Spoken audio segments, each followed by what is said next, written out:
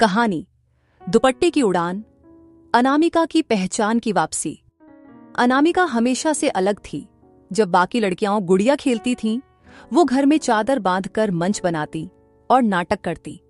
College में उसकी पहचान एक तेज, बेबाक और प्रेरणादायक वक्ता के रूप में थी। वो लड़कियों को हिम्मत देना चाहती थी, उनका आत्मविश्वास बनना चाहती थी।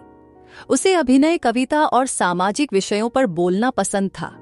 लेकिन जैसे ही उसकी शादी हुई, सब कुछ जैसे धुंधला हो गया। ससुराल में आते ही सबसे पहला जुमला जो उसके कानों में पड़ा, अब ये सब नाटक छोड़ो, बहू बनो। धीरे धीरे उसके जीवन की स्क्रिप्ट बदल गई। अब न अभिनय था, न स्टेज, बस किचन, चौका और सामाजिक नियमों की दीवारें थीं। उसके कपड़े बदल दिए गए, उसके हाव भाव पर टोका टाकी शुरू हो गई। वो जो दुपट्टा कभी मंच पर उड़ता था, अब उसे सिर पर मजबूरी से ओढ़ा जाने वाला बोझ लगने लगा। सबसे दुखद यह था कि अनामिका अब सवाल करना भूल गई थी। उसने मान लिया कि ये ही उसकी मर्यादा है। एक मोड़, मायारा का सवाल। उसकी भतीजी मायारा गर्मी की छुट्टियों में रहने आई थी। एक दिन अनामिका के पुराने फोटो एल्बम देखकर मायारा चौंकी। बुआ, आप तो स्टेज पर परफॉर्म करती थीं, इतनी सुंदर पोइट्री बोलती थीं, फिर अब क्यों नहीं? अनामिका कुछ कह नहीं सकी, लेकिन उस रात वो सो नहीं पाई। उसने अलमारी खोली, अपने पुराने थिएटर स्क्रिप्ट्स, कॉलेज की सर्टिफिकेट्स और वो आखिरी कविता निकाली जो उसने शादी के पहले मंच पर सुनाई थी। मैं उड़ना चाहती हूं, पर रिश्तों की रस्सियों से बंधी हूं। क्या कोई देखेगा इस उड़ते दुपट्टे में छुपा मेरा सपना? उसकी आंखों में आंसू थे, लेकिन इस बार कमजोरी के नहीं, एक नई शुरुआत के।